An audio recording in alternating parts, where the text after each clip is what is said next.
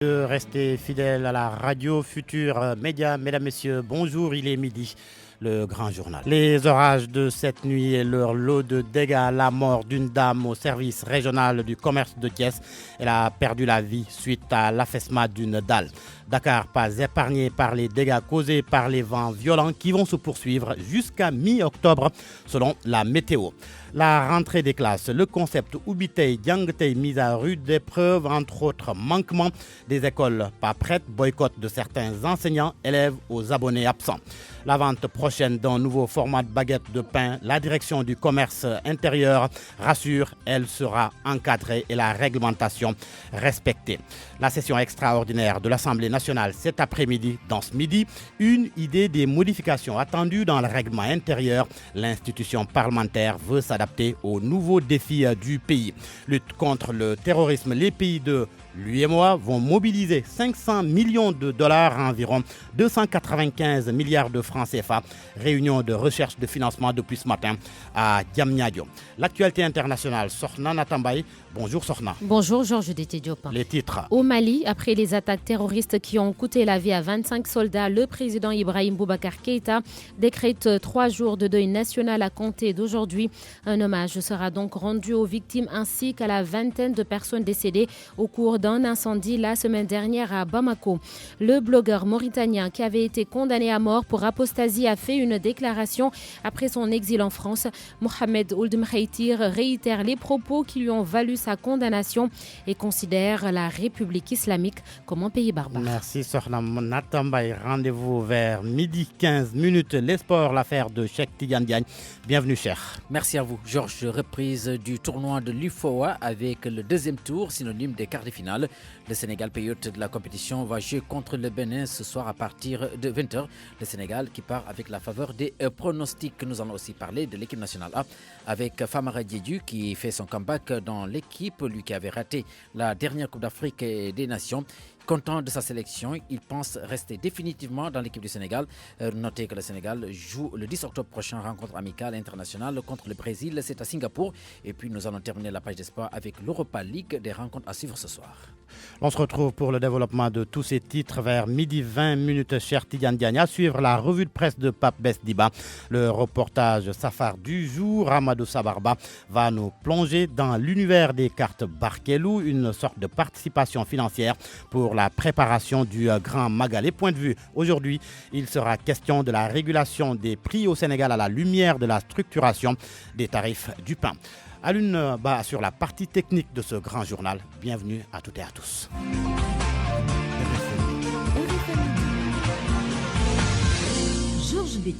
Les orages de cette nuit ont fait une victime à Thiès. Une dame a perdu la vie suite à l'effondrement d'une dalle au service régional du commerce.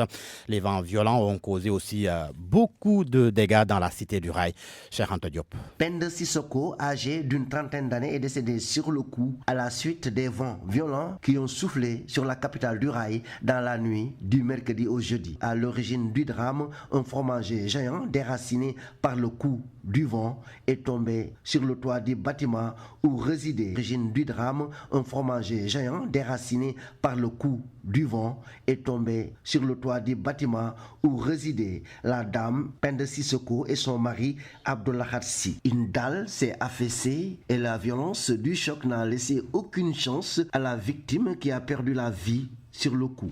Les sapeurs-pompiers de la 21e compagnie d'incendie et de secours de Thiès, qui, alertés par le préfet de Thiès, Fodefal, ont fait sortir des décombres les enfants de la victime et le corps sans vie de Penda Sissoko a été acheminé à l'hôpital Amadou Sakhine Ndiéguène de Thiès. Le directeur du service de commerce de Thiès, Alun Samb, dépassé par les événements, n'a pas voulu piper mot. Ce vent violent qui s'est abattu sur Thiès a occasionné beaucoup de dégâts, des arbres et des poteaux électriques déracinés, de même que le grand tableau à l'entrée de Thiès sur la route de Dakar. RFM Thiès, Cheikh Anta Diop. Dakar, la capitale pas épargnée. L'orage a laissé des dégâts sur son passage, des toits décapés, des arbres déracinés. Le reportage est signé Nafissa Toussila. Tout était fin prêt pour le bon démarrage des cours. Mais c'est tout désolé que que le directeur de l'école Adja Wared Diène nous montre les dégâts causés par l'orage d'hier soir. Des dommages sérieux qui ont freiné les ardeurs de la rentrée des classes. Ismaël Diao. Donc la toiture du bâtiment annexe a été emportée. 3 classes ont été sérieusement endommagées. Ici c'est la carte de CP. Le faux plafond est tombé. Les tables bancs sont sens dessus-dessous. L'armoire ici est endommagée. La toiture en zinc a été complètement décapée. C'est une classe qui est impraticable. Un bilan désastreux constaté aussi par le maire de Gueule-Tapée Fass Koloban. Ousmane Doy promet de remettre de l'ordre dans les plus brefs délais. Nous avons décidé avec le directeur, je vais informer l'IA, de fermer l'école parce que c'est quand même 3 grandes classes et puis on en profite pour faire les 2 autres classes qui sont un peu touchées. Les élèves vont arrêter de travailler cette semaine et la semaine prochaine. Les équipes vont commencer aujourd'hui, il faut refaire l'école. À Gueule-Tapée, c'est 3 arbres qui sont déracinés, créant un embouteillage monstre ce matin et des véhicules qui forcent le passage en roulant sur les trottoirs. C'est le cas à la rue 6 prolongée. Si on avait pris les dispositions nécessaires pour couper les branches d'arbres avant l'hivernage, les dommages seraient moindres. 2 autres arbres aussi sont tombés dans l'autre rue. On ne peut que forcer le passage pour circuler. Et je crois que la mairie fera le nécessaire pour que ces arbres ne passent pas la journée ici. À Fann Résidence, devant le ministère de la Santé, même constat, mais des volontaires ont tenté de sauver la situation en élaguant les grosses branches tombées sur la route. Depuis ce matin, les 2 branches, ça a été tombé sur la route. Et c'était tellement bloqué. Finalement, on s'est regroupé, les vigiles et les vendeurs de café. Nous avons pu tirer les branches pour on peut libérer là-haut. On s'est regroupé au moins de 6 à 7 personnes pour tirer les branches là, pour on peut libérer la route. Nous avons un peu géré la circulation. Jusque-là, des mesures sont attendues pour régler la situation et libérer les passages, une obligation qui incombe certainement aux autorités locales. Les pluies torrentielles enregistrées hier sur l'ensemble du territoire national vont se poursuivre au moins jusqu'à mi-octobre, selon les prévisions de l'Agence nationale de l'aviation civile et de la météorologie qui relève 27 mm à Dakar Yoff avec un vent pouvant atteindre 60 km/h. Les détails avec Mamadou Amardion. Des pluies accompagnées de vent dans tout le pays, c'est une situation qui peut s'expliquer selon Pape Ngor Ndiaye, chef du service prévision et réduction des risques à l'ANACIM, l'Agence nationale de l'aviation civile et de la météorologie. Les systèmes nuageux qui occasionnent de la pluie et des orages sont formés vers le Mali et au sud de la Mauritanie. Donc c'est ce système qui pratiquement a abordé le pays vers l'est, entre Matam et Bakel. On avait des vents très forts qui ont été notés sur le long du trajet de système nuageux. Au niveau des régions nord, c'est Louga qui a eu 12 mm de pluie, Linguère a enregistré 11 mm. Vers le centre, on a Dakar Yoff a eu 27 mm, à Kaolack 20 mm de pluie ont été enregistrés, 16 à Fatick. Bambey a eu 15 mm, Diourbel 14 mm. Donc en gros, c'est une dizaine voire une vingtaine de millimètres qui ont été enregistrés vers les régions centres. Et un peu plus vers le sud-ouest, disons Bac vers Ziguinchor, 27 mm de pluie. Et Bakel, 27 mm de pluie. Donc c'est en gros l'ensemble du territoire qui a été arrosé, avec des vents qui ont par endroits atteint les 60 km/h. Le phénomène va se poursuivre d'après les prévisions de l'ANACIM. C'est une période faste qui continue pour déjà la première décade du mois d'octobre. Donc il y a d'autres pluies qui sont prévues sur une bonne partie du pays. Donc notre épisode du 7 au 9 pratiquement. En perspective en tout cas, c'est des pluies qui restent présentes sur une bonne partie du territoire sénégalais. Déjà, plusieurs dégâts ont été notés à Dakar et dans d'autres régions. Le ciel va continuer de gronder tout en ouvrant ses vannes. RFM, la radio de toute l'actualité. C'est parti pour l'année scolaire 2019-2020. Les élèves ont repris le chemin des classes. Problème cependant, ils sont inquiets du fait des menaces de grève de certains syndicats. Alors que la rentrée n'est pas effective dans plusieurs écoles, eh bien, ces élèves demandent aux enseignants de se soucier de leur avenir. Le reportage de Adi Maguette Ndiaye. Jour de rentrée des classes, à l'école Adja Wared Diène de Soumbédioune, les élèves n'ont pas encore rejoint les classes. Les toitures de certaines classes se sont envolées. Mamadou Diagne, en classe de CM1, s'en désole. On veut vraiment étudier et on veut aussi notre baccalauréat et d'autres diplômes. Stop aux grèves, tel est le souhait le plus ardent de cet élève. Abdourahmane Gaye se soucie de son avenir.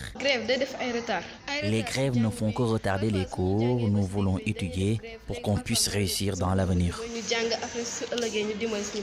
Non loin de là se trouve l'école El Hadj Omar Sall de la Gueule Tapée. Ici, les cours ont bien démarré.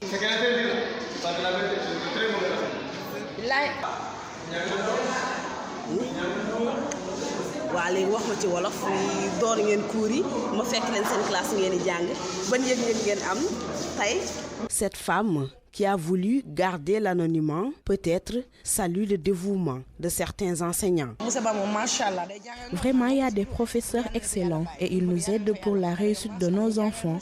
Ils ne fuient pas les cours, on a pris toutes les dispositions nécessaires pour la réussite de nos enfants. Si certaines écoles ne sont pas prêtes à respecter le concept Ubbi Tay Jàng Tay, d'autres le sont. Du côté des parents, on prie pour une année scolaire paisible.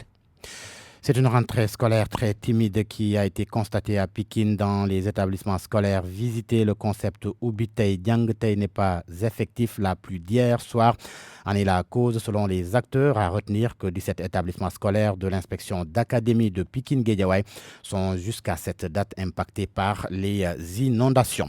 À Richard Toll et Gallo Malik, les élèves sont aux abonnés absents. Beaucoup n'ont pas rejoint les classes et pourtant, les autorités éducatives avaient pris les devants pour prendre les dispositions nécessaires afin de les accueillir dans de bonnes conditions. Ainsi, elles prônent la sensibilisation auprès des parents pour que leurs enfants puissent venir à l'école le plus tôt possible. Mamadou Diagne. Contrairement à beaucoup d'écoles où l'inondation n'a pas encore fini de dicter sa loi, l'école primaire Gallo Malik de Richard Toll est prête à accueillir ses élèves. En 7 jours de rentrée, des potages aux abonnés absents. Seuls certains accompagnés de leurs parents sont venus. D'où l'inquiétude du directeur Daoudaba qui estime que Ubbi Tay Jàng Tay ne peut pas se réaliser dans son école. Les enseignants sont là, mais malheureusement, on attend les élèves. C'est ça le problème d'Ubbi Tay Jàng Tay. Comme tu le vois, tu le remarques, il n'y a pas d'élèves. Il n'y a pas d'élèves. Ils viennent par compte-gouttes quand même. On voit des gosses qui viennent par compte-gouttes. Mais nous, on est prêts. Les enseignants sont à disposition de leur matériel. Tout est mis en place. On n'attend que les élèves. Pour que ce slogan puisse être réalisable selon notre interlocuteur, les acteurs de l'éducation doivent prendre les devants et sensibiliser les parents. Aux parents ou la communauté ou même à ceux qui ont lancé le slogan Ubbi Tay Jàng Tay parce qu'il faut sensibiliser. Bon, maintenant, il y a des préalables. Ubbi Tay Jàng Tay, même les mairies devraient prendre au devant. Il faut qu'il y ait des préalables. En amont, qu'on plonge tout le monde dedans. Les autorités locales, les parents d'élèves, les enseignants, les directeurs d'école, tout le monde soit mis dedans. Mais quand même, je crois qu'au fil du temps, ça va devenir une réalité. Pour le directeur, les cours devront commencer normalement en début de semaine, ce qui leur permettrait de régler les derniers détails pour une année scolaire apaisée. Mamadou Diagne, Richard Toll, Radio Futur Média. À Ziguinchor aussi, beaucoup d'élèves se font désirer, une situation que déplore l'inspecteur d'académie. Siaka Goudiaby invite les parents à libérer leurs enfants pour leur permettre de démarrer les cours très rapidement. Il exhorte aussi les élus à s'impliquer davantage dans le travail de désinfection des écoles encore sous l'emprise des eaux pluviales. Siaka Goudiaby avec Lamine Bah. Comme les enseignants sont là, nous avons noté pour le regretter que les élèves ne sont pas massivement venus. Donc les cours par endroit ne pourraient pas se faire aujourd'hui, conformément à la circulaire relative au Ubbi Tay Jàng Tay. Donc nous exhortons vivement les parents d'élèves à sensibiliser les élèves, à prendre des mesures fermes pour que les enfants soient libérés des écoles, des travaux champêtres, soient libérés des activités festives ou récréatives afin qu'ils regagnent rapidement le chemin de l'école. Au plan des infrastructures également, il y a quand même que dans certaines écoles, les conditions sanitaires d'hygiène sont réunies pour que les élèves puissent fréquenter ces classes ou ces écoles. Mais dans d'autres établissements comme dans la commune de Ziguinchor, dans le quartier de Goumel, le quartier Escale, notons que le CM Malick Fall est encore sous les eaux. Donc nous exhortons vivement la mairie ou le conseil départemental en rapport avec les chefs d'établissement et même en rapport avec les services d'hygiène qu'ils puissent prendre les dispositions, notamment en achetant les intrants, les produits de désinfection, désinsectisation, de nettoyage, de pompage pour que ces travaux vraiment préalables soient faits rapidement pour le bonheur de l'école ici à Ziguinchor. Notez que le ministre de l'Éducation nationale effectue une tournée dans le département de Rufisque. C'est toujours dans le cadre de la rentrée des classes aujourd'hui. Midi 14 minutes, le directeur du commerce intérieur rassure par rapport à la mise en vente prochaine d'un nouveau format de pain qui va coûter 200 francs CFA. D'après Ousmane Baye, tout sera encadré et la réglementation sera respectée pour ce nouveau format. Ousmane Baye était l'invité de RFM Matin. Il y a eu des appréhensions des situations de consommateurs. Quant à des risques de substitution de ce quatrième format par rapport au format qui existait auparavant et phénomène de substitution qui ferait que le consommateur n'aurait pas le choix de n'acheter que le format qui est vendu à 200 francs. Pour donner suite également à cette préoccupation des situations de consommateurs, le Conseil a décidé que ce quatrième format fasse l'objet d'un encadrement pour qu'il ne soit vendu qu'en boulangerie et dans ses prolongements. Nous appelons prolongement de la boulangerie les kiosques, parce qu'aujourd'hui, dans la nouvelle réglementation, nous encourageons l'introduction de kiosques, mais également l'aménagement de boutiques par les boulangers, de boutiques aménagées qui appartiennent, pas des boutiques comme qui distribuent, en tout cas tous les produits, mais des boutiques dédiées à la distribution du pain. Comme c'est une invite que nous faisons aux boulangers, on ne peut pas leur interdire de distribuer ce nouveau format dans ces prolongements de la boulangerie. C'est clair que même pour les formats qui existaient, la direction du commerce intérieur a toujours veillé au respect des poids tels qu'indiqués dans l'arrêté qui fixe le prix et les poids. RFM, fréquente modulation 94.0, la radio en puissance. RFM Midi. L'IPRES a depuis hier un nouveau directeur général, Amadou Lamine Dieng, qui dirigeait jusque-là l'ANPEJ, a remplacé Mamadou Diagne-Sy Mbeng, mais pour certaines associations de retraités, il y a violation de la loi. Elles soutiennent que c'est au conseil d'administration de l'institution de choisir le directeur général, ce que confirme un ancien directeur général de l'IPRES, Jean-Paul Diaz. Cependant, il propose une modification de la loi pour que le patron de l'institution prévoyance retraite du Sénégal soit nommé par décret. Jean-Paul Diaz demande aussi un contrôle régulier de la gestion de l'IPRES. Il est interrogé par El Hadj Ndiogoudien. Il faut que l'État reprenne la main au niveau de l'IPRES. Et pour cela, l'État doit commencer par nommer le directeur général. Et je serais même allé plus loin. Il aurait été bon que ce directeur général ait un rang officiel. C'est-à-dire qu'il soit, par exemple, ministre conseiller, cumulativement avec ses fonctions, ou qu'il ait une fonction officielle quelconque lui permettant d'accéder rapidement et payer les pensions de retraite. De par les accords internationaux, c'est l'État qui a, et même du point de vue de la responsabilité simplement, c'est l'État qui est chargé de payer les pensions de la retraite. Mais l'État a pris cette responsabilité et l'a déléguée à une institution dans laquelle sont partenaires les travailleurs et les employeurs. Donc il ne faut pas chipoter, il ne faut pas faire du juridisme, être là, chipoter, c'est le conseil, c'est le machin. Moi, je pense que cette nomination que l'État vient d'effectuer, c'est un premier pas et un bon pas. Maintenant, il faut que l'État contrôle l'IPRES. Il faut que l'IPRES soit inspecté, soit contrôlé périodiquement pour éviter beaucoup d'errements qui ont lieu là-bas. Mais périodiquement, il est bon de venir voir comment les choses se passent. Assemblée nationale, ouverture de la première session ordinaire cet après-midi, place après en début de semaine prochaine à la plénière, laquelle devrait apporter des changements sur le nombre de commissions qui vont passer de 11 à 14. Il s'agit pour l'Assemblée nationale de s'adapter aux nouveaux défis de notre pays, Papes Diba. Le règlement intérieur de l'Assemblée nationale va connaître quelques changements à la faveur de l'ouverture prochaine de sa plénière. Ainsi, les commissions qui étaient au nombre de 11 vont passer à 14. Des changements qui s'expliquent selon Abdoul Mbow, vice-président, par une volonté de s'adapter aux nouveaux défis. Le Sénégal va bientôt être un pays producteur de pétrole, de gaz. Cela, c'est de nouveaux défis et ça va changer structurellement l'économie de notre pays. C'est pourquoi au niveau de la commission de développement, on a jugé nécessaire d'avoir une nouvelle commission minière, par exemple, qui va s'occuper des ressources naturelles. Aujourd'hui, avec le défi aussi sur le plan climatique, on a aussi une commission qui va travailler sur le développement durable avec le changement climatique et autres. Au niveau de la commission des finances aussi, on a deux commissions. Une commission qui va exclusivement travailler au niveau des finances et une autre au niveau de l'économie et du plan, parce que vous savez aujourd'hui qu'il y a deux ministères différents. Donc, ce qui veut dire qu'on est en train de s'adapter par rapport à l'architecture de ce qui se fait dans ce pays et ce qui se fait globalement dans le monde actuel. actuelle. Ce changement au niveau de la composition des commissions est le fruit d'un consensus entre majorité, opposition et non-alignés, même si certains non-alignés ont dit leur souhait de voir baisser le nombre de députés devant constituer un groupe parlementaire. La majorité se dit ouverte à la proposition. N'oubliez pas que ce changement, il n'y a pas longtemps, on l'a fait. On a dit le 10e. Moi, je pense que cela me paraît logique. Maintenant, ce n'est pas des changements figés. On peut continuer à échanger pour voir éventuellement ce qu'on va faire. L'autre changement attendu concerne le mode de votation de la loi de finances initiale. Fini la commission technique, la commission finances et la plénière. Désormais, il y aura une seule commission finances élargie. Celle-ci devrait donner aux députés beaucoup plus de temps pour étudier les budgets des ministères. À midi 20 minutes, les chefs d'État de l'UEMOA ont décidé de mobiliser 500 millions de dollars, environ 295 milliards de francs CFA. Cela dans le dessein de lutter contre le terrorisme. C'est d'ailleurs pourquoi une réunion de recherche de financement se tient depuis ce matin au Centre international de conférence Abdou Diouf de Diamniadio. La rencontre est présidée par Macky Sall et son homologue du Bénin, Patrice Talon.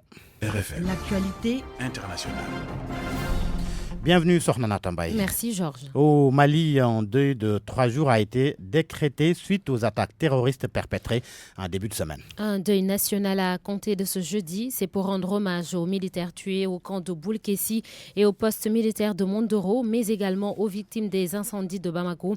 Par ailleurs, des manifestations ont éclaté pour réclamer la vérité sur les récents événements. Les détails avec Fatima Tali. Un deuil national de 3 jours est décrété au Mali par le président Ibrahim Boubacar Keïta. À compter de ce jeudi 3 octobre à 0h, sur toute l'étendue de son territoire, le Mali tient à rendre hommage aux victimes des attaques perpétrées lundi et mardi par des terroristes du camp de Boulkessi et du poste militaire de Mondoro au centre du Mali, de même que les victimes des incendies survenus la semaine dernière dans la capitale malienne. Durant ces 3 jours de deuil, sur tous les bâtiments et édifices publics, les drapeaux seront mis en berne. Aussi, les festivités commémoratives de la Journée mondiale du tourisme initialement prévues du 4 au 6 octobre 2019, reportées à une date ultérieure. D'ailleurs, des manifestations sont notées à Bamako. Celles des femmes et enfants du camp du 33e régiment des commandos parachutistes de Djikoroni Para, l'avenue Mohamed VI sur l'axe boulevard de l'Indépendance,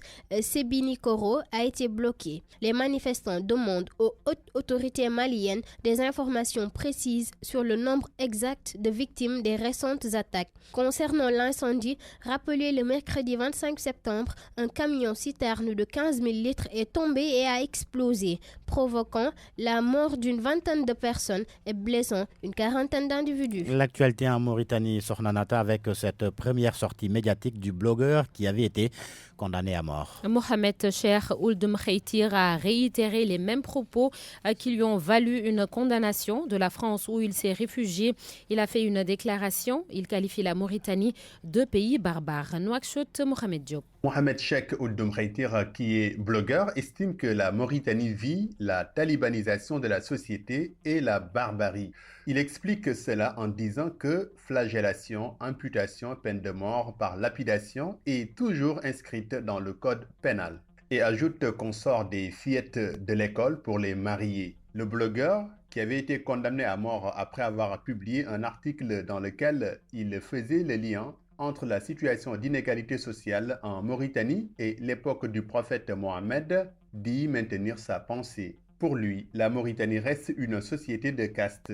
Et ces castes ne se mélangent pas. Dans la rue, dit-il, chacun sait qui est homme libre, Moualem, c'est-à-dire forgeron, ou Aratine, ancien esclave. Et ajoute que même si on construit partout des mosquées, il existe encore des villages isolés d'anciens esclaves et qui n'ont ni école ni centre de soins.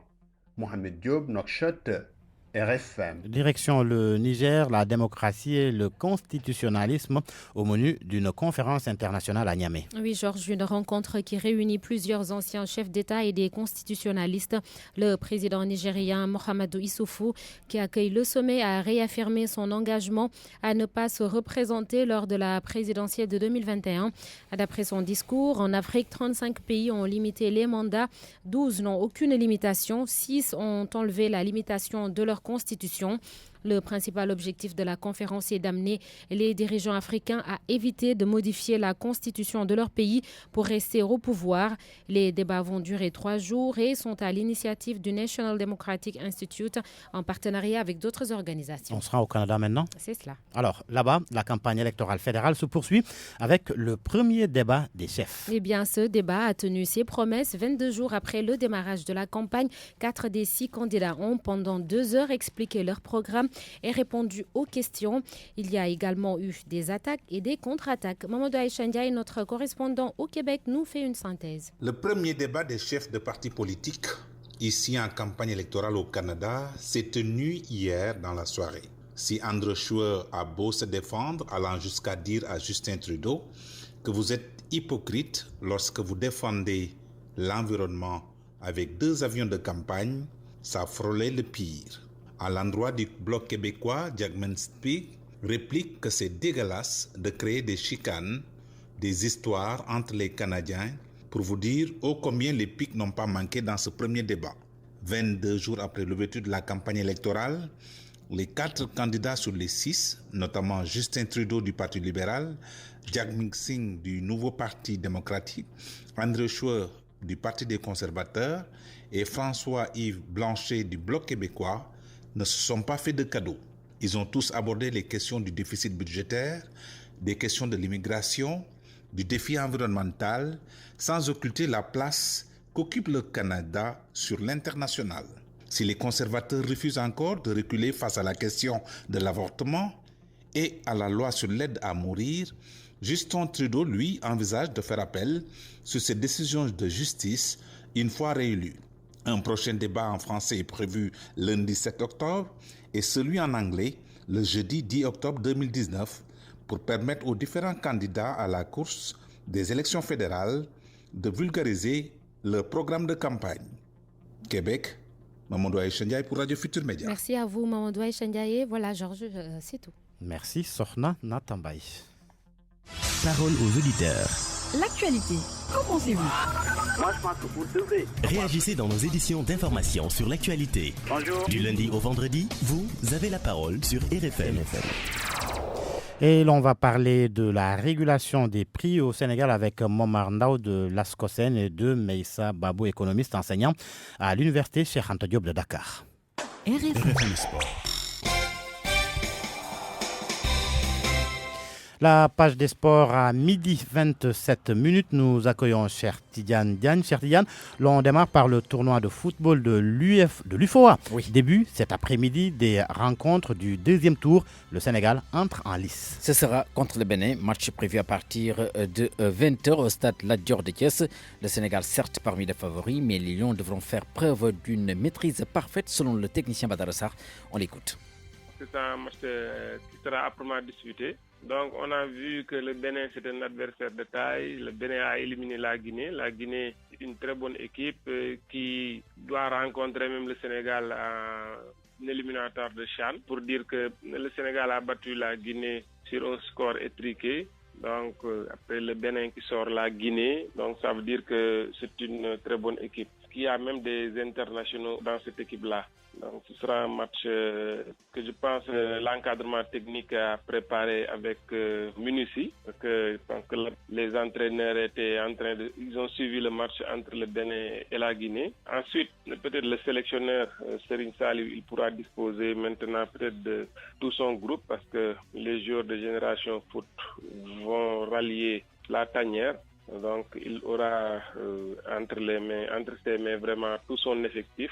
Il va falloir par rapport au match de qualification qu'il va livrer, le match retour contre la Guinée, donc ce sera aussi un autre test. Il va falloir être très serein, être très déterminé et puis être surtout efficace. Parce que là, on a vu que lors du premier match, c'était contre la Guinée-Bissau. On a fait un très bon résultat. Parce que c'était une victoire de 3-1, mais malheureusement, on n'a pas contrôlé tout le match. À un moment donné, on sentait que la Guinée-Bissau peut-être pouvait à tout moment égaliser. Sénégal-Bénin ce soir à 20h au stade La Dior de Thiès, mais avant cela à 17h, le premier match devant opposer les deux Guinées, la Guinée-Bissau à la République de Guinée, demain vendredi pour la suite des rencontres à 17h Mauritanie-Gambie, 20h Burkina Faso-Ghana, samedi 17h Nigeria contre Cap-Vert, à 20h le Togo va en découdre avec la Côte d'Ivoire et puis dimanche pour la fin des rencontres de ce deuxième tour, à 17h le Libéria croise le fer avec le Niger, 20h Sierra Leone contre Mali. Famara Diédhiou est convoqué par Aliou Cissé pour le match Brésil-Sénégal. Eh bien, Famara Diédhiou confie qu'il espère apporter sa touche. Ah oui, laissé en rade lors de la dernière Coupe d'Afrique, l'attaquant de Bristol, club de 2e division en Angleterre, entend donner le meilleur de sa personne lors de la rencontre amicale internationale du 10 octobre prochain contre le Brésil à Singapour. Des propos recueillis par Alassane Seck, un de nos correspondants particuliers à Londres. Plaisir et fierté. C'est toujours un honneur de retrouver la sélection. Voilà, de retrouver la sélection. La dernière fois que j'ai été, c'était il y a 2 ans et demi. Donc là, je retrouve la sélection et vraiment, ça me tenait à cœur. Et que répondez-vous à ces supporters sénégalais qui ont longtemps crié votre appel en équipe nationale, surtout pendant la Coupe d'Afrique? Donc on dit que vous deviez être présent sur la liste des 23. Non, après, les supporters, c'est comme ça, mais je pense qu'on avait vraiment un groupe fort. On avait un groupe fort parce que voilà, on a réussi à aller jusqu'en finale quand même. C'est vrai qu'on l'a perdu, mais je pense qu'on a fait le maximum d'efforts. Et puis voilà. Oui, c'est vrai que le Brésil, c'est une grande nation. Après, voilà, je pense qu'on peut titiller toutes les grandes équipes parce que nous aussi, on a pas mal de grands joueurs. Donc voilà, c'est vraiment, ça fait plaisir de revenir dans cette sélection. On va essayer de continuer ce qu'on faisait d'habitude, histoire de faire plus. Voilà, je pense que notre équipe nationale, elle est ouverte à tout le monde. Voilà, donc on va juste essayer de donner le maximum de nous. Après la Champions League européenne hier et avant-hier, l'Europa League prend le relais cet après-midi. Oui, c'est pour le compte de la deuxième journée. Toutes les rencontres sont prévues. Donc aujourd'hui, on va en citer quelques-unes. D'abord, la Lazio de Rome qui accueille Rennes de Maignan à partir de 19h. Mais avant cela, 16h55 cet après-midi, Saint-Etienne accueille la formation de Wolfsburg. C'est une formation allemande. À 19h, Arsenal Standard de Liège, c'est un club belge. 16h55, Alkmaar, un club néerlandais qui va accueillir Manchester United, George. Merci, cher Tidiane Diagne. RFM, l'info, c'est ici. L'info, c'est ici. Le reportage Safar du jour, les cartes Barkelou, une sorte de participation financière pour la préparation du Grand Magal de Touba, prévu le 17 prochain. À Sandaga, les fidèles se félicitent de cet élan de solidarité. Sakit va donner plus au nom de Serigne Touba. Amadou Sabarba, reportage. Cherning est déjà au cœur du Safar. Dans sa cantine de multiservices, les Khassaïd raisonnent pour ce qui est des cartes Barkelou pour les préparatifs du Magal de Touba. L'homme loue cette initiative, une identité mouride, dit-il. Les gens n'ont pas d'argent. Mais si chacun donne 100 francs, 200 francs, jusqu'à 500, ça va faire quelque chose de consistant qui peut régler beaucoup de choses. C'est bon là, c'est une bonne chose. Sur l'avenue Lamine Gueye, nous rencontrons Siggy, un pseudonyme qu'il a préféré nous donner. Ce natif de Kaolack aux dreadlocks affirme que cette solidarité n'est pas nouvelle chez les Mourides. Ce que je pense, c'est que nous Mourides, ça fait partie des recommandations de Serigne Ahmadou Bamba. C'est pourquoi, c'est quand le Magal arrive, on fait ça. On prend notre argent, on prend notre force, on met tout pour Cheikh Ahmadou Bamba. Morndiaï dépoussière ses marchandises après la pluie d'hier, accompagné de vents violents. Notre interlocuteur affirme que les Mourides ont ce sens du partage, une des recommandations de Bamba, dit-il avec fierté. C'est une bonne chose et nous les Mourides avons cette habitude, c'est-à-dire aider son prochain.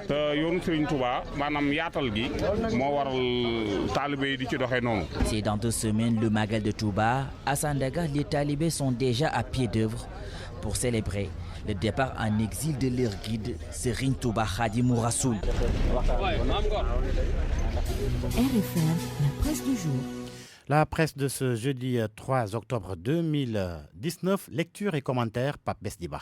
Bonjour, Macky fait passer des têtes sous la lame. Il s'agit en termes plus clairs pour Tribune des changements intervenus au niveau de certaines directions générales. Le quotidien du groupe des médias cite ainsi SICAP, SNHLM et IPRES. De tous ces changements, c'est celui intervenu à l'IPRES que l'AS met en évidence. Le journal explique que le chef de l'État veut ainsi mettre fin au remous au sein de l'Institut de prévoyance retraite du Sénégal. Cette mesure, écrit l'AS, mais dos à dos Mamadou Sy Mbengue et Mamadou Racine Sy, le DG et le PCA qui étaient à couteau tiré depuis quelque temps. Sy Mbengue perd donc, selon Vox Pop, son bras de fer avec les retraités et le conseil d'administration. Amadou Lamine Dieng va sans doute esquisser quelques pas de danse puisqu'il devient le nouveau DG de l'IPRES. Autre changement est celui noté à la police. Vox Pop qui en parle souligne qu'Abdoulaye Diop quitte la sécurité publique.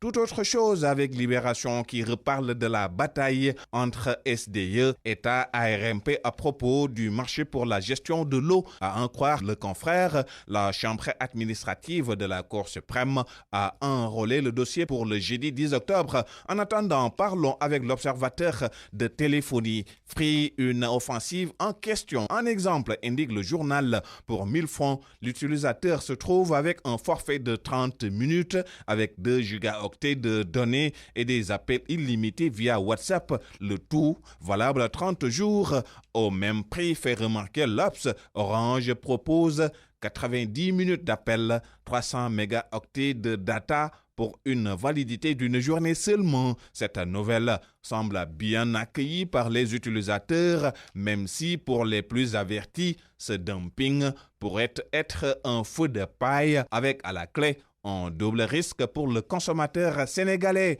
Qu'à cela ne tienne, pour le DG de Free, la société a les reins solides pour rendre ses offres pérennes. Restons avec l'Obs qui ouvre ses colonnes au coordonnateur général du Forum civil, Birahim Seck, qui commente avec nos confrères les dernières actualités, estime que la grâce de Khalifa Sall n'a pas livré tous ses secrets. Le coordonnateur du Forum civil sans langue de bois souligne par ailleurs que Karim Wade doit au Trésor public plus de 138 milliards de francs. Et pour Birahim Seck, il n'est pas question que le président Sall nous impose la libération de Karim Wade sans qu'il paye ce qu'il doit aux Sénégalais. Cet argent ne doit pas passer par pertes et profits, insiste Birahim Seck.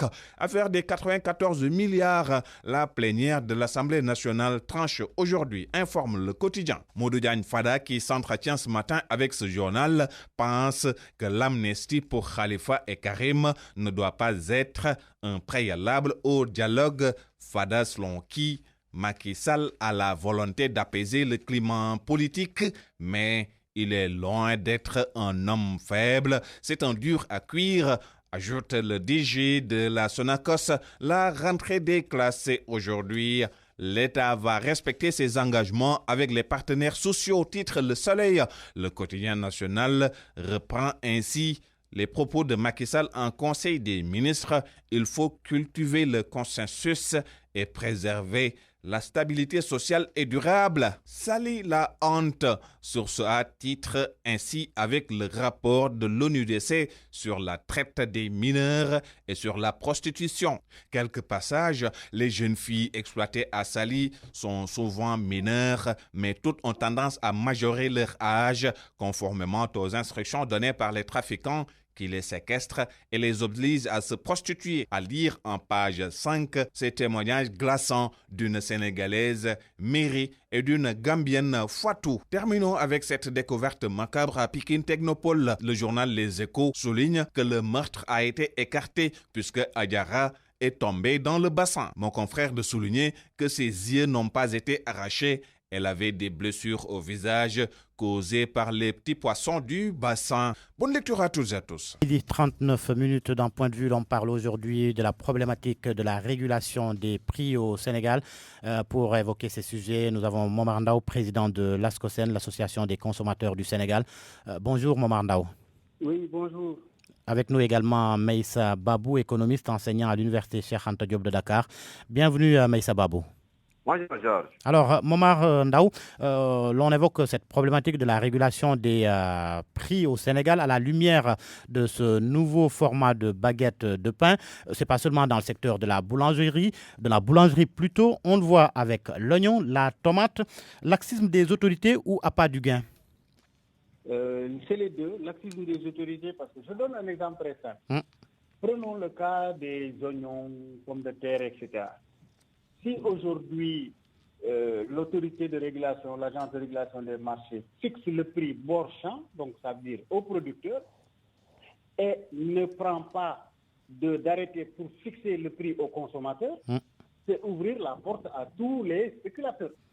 Parce que si vous dites aux producteurs, vous ne devez pas dépasser, mettons, 250 francs quand vous vendez votre oignon, et que vous laissez les intermédiaires, les commerçants, les spéculateurs faire de sorte que l'oignon soit à plus de 600 ou 700 francs CFA aux consommateurs, ça veut dire que vous avez ouvert la voie aux spéculateurs.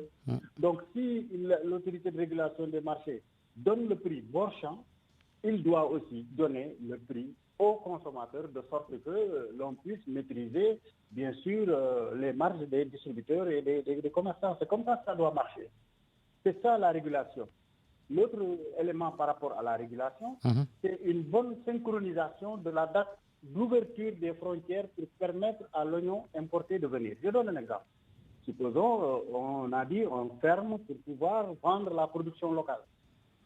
Mais si on n'ouvre pas à temps les frontières pour pallier la fin de la production locale, on se trouve dans une situation où il n'y a plus d'oignon local, les prix flambent, alors qu'on aurait dû ouvrir les frontières pour équilibrer l'offre.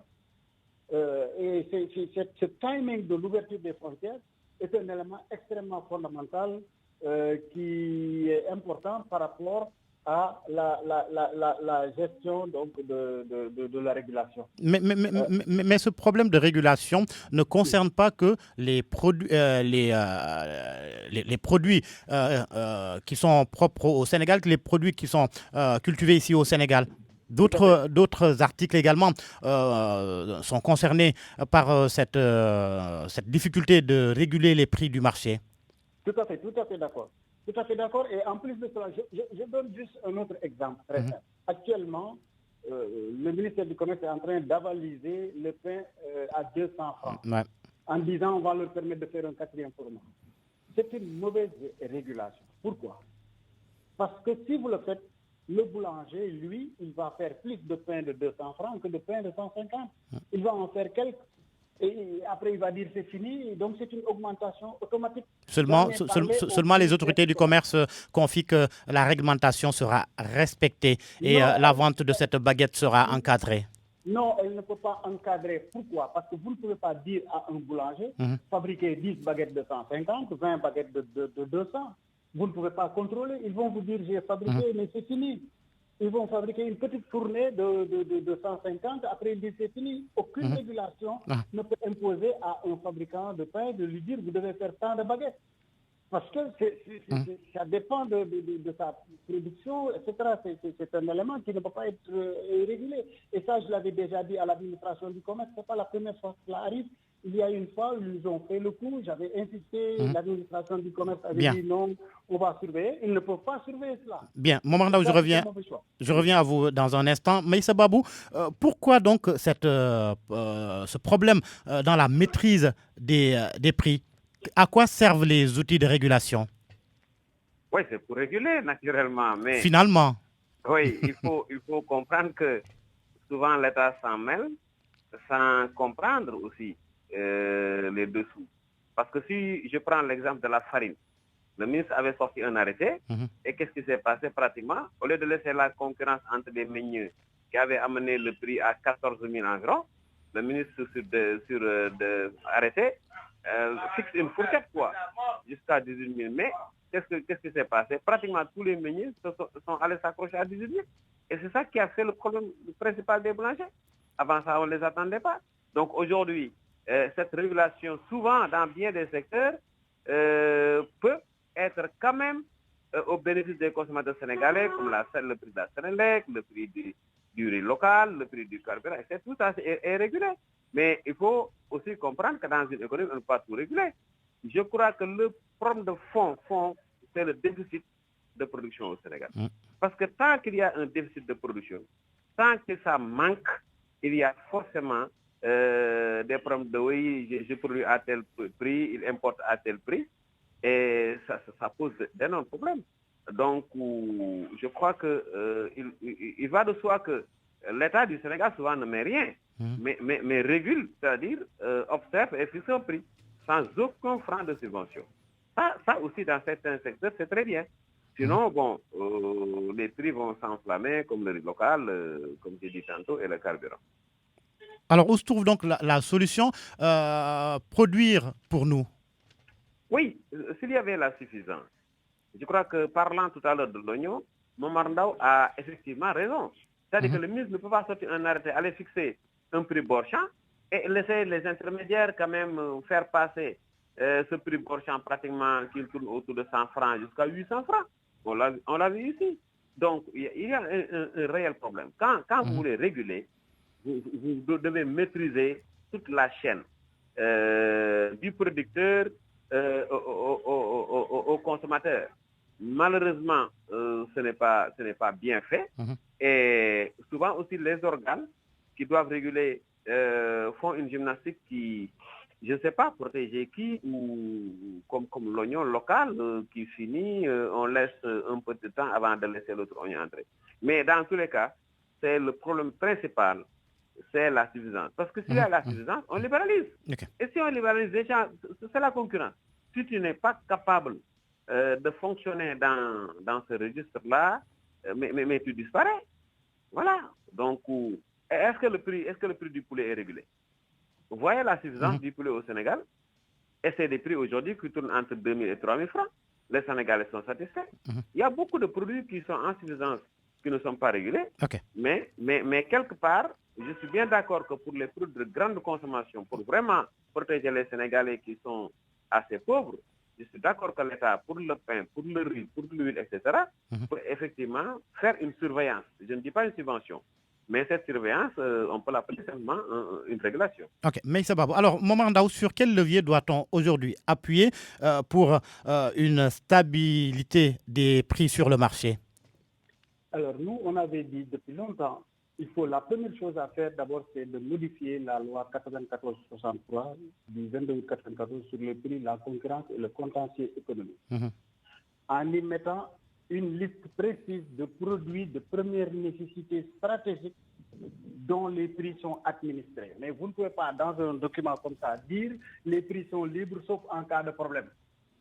Et en cas de problème, vous pouvez prendre des dispositions temporaires. Vous comprenez? Donc ça, c'est un premier manquement sur le plan juridique par rapport à la régulation. La deuxième chose, c'est que il faut que les autorités de régulation fassent le travail pour lequel elles ont été créées. Si l'ARM fixe le prix borchant, il doit fixer le prix au consommateur en déterminant les marges. Ce n'est pas forcément parce que les produits sont importés qu'il doit y avoir régulation. Non, il peut y avoir suffisamment de production et que les gens spéculent. Le problème ne se pose pas en ces termes-là.